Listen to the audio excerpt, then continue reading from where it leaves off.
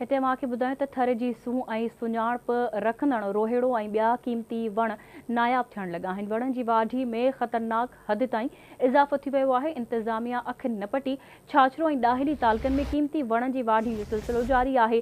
वॾे अंग में नायाब वण वधी काठियूं विकिरो कयूं पियूं वञनि। वणनि जी वाढी सबबि समूरी हयाती जो जियापो ख़तरे में पइजी वियो आहे। मक़ामी रहवासियुनि जो चवणु आहे त वणनि जी वाढी सबबि इलाइक़ो बंजर बणिजी वियो। फितरी सूंह खे बचायो वञे। अहम ख़बर अवां सां शेयर करे रहिया आहियूं। थर जी सूंह ऐं सुञाणप रखंदड़ रोहेड़ो ऐं ॿिया क़ीमती वण नायाब थियण लॻा आहिनि। वण जी वाढी में ख़तरनाक हद ताईं इज़ाफ़ो थी वियो आहे। इंतिज़ामिया अखि न पटी आहे। छाछरो ऐं ॾाहिली तालकनि में क़ीमती वणनि जी वाढी जो सिलसिलो जारी आहे।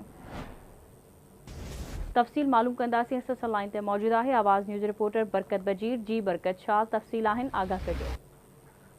जी बिल्कुल, थर में रोहिड़े समेत ॿियनि वणनि जी वाढी ते ज़ाब्तो अची न सघियो आहे। थर जी सुञाणप रखंदड़ रोहिड़ो ऐं ॿिया क़ीमती वण नायाब थियण लॻा आहिनि। वणनि जी वाढी में ख़तरनाक हद ताईं इज़ाफ़ो थियण लॻो आहे।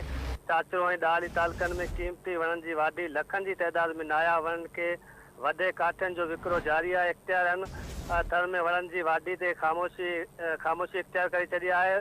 वणनि जी वाढी तेज़ी सबबि समूरी हयातियात जो जियापो ख़तरे में पइजी वियो आहे। इलाइक़े वासियुनि जो चवणु आहे त छाछरो ऐं ॾाहिली में 50 खां वधीक आला मशीननि ज़रिए वणनि खे गैर क़ानूनी नमूने सां कटियो पियो वञे। थर में वणनि जी बेदर्दी सां वाढी हुअण बावजूदि ज़िले इंतिज़ामिया, पुलिस ऐं ॿेलो खातो ख़ामोश नज़र अचे थो। वणनि जी वाढी सबबि थर जा इलाइक़ा बंजर थी रहिया आहिनि ऐं वण बचाए फितरी निज़ाम खे बचायो वञे। समाजी अॻुवाननि जो चवणु आहे त थर में बरसाति अॻे खां घटि पवण ऐं ॾुकारी हालतुनि जो हिकु अहम सबबु वण जी तेज़ी सां वाढी आहे।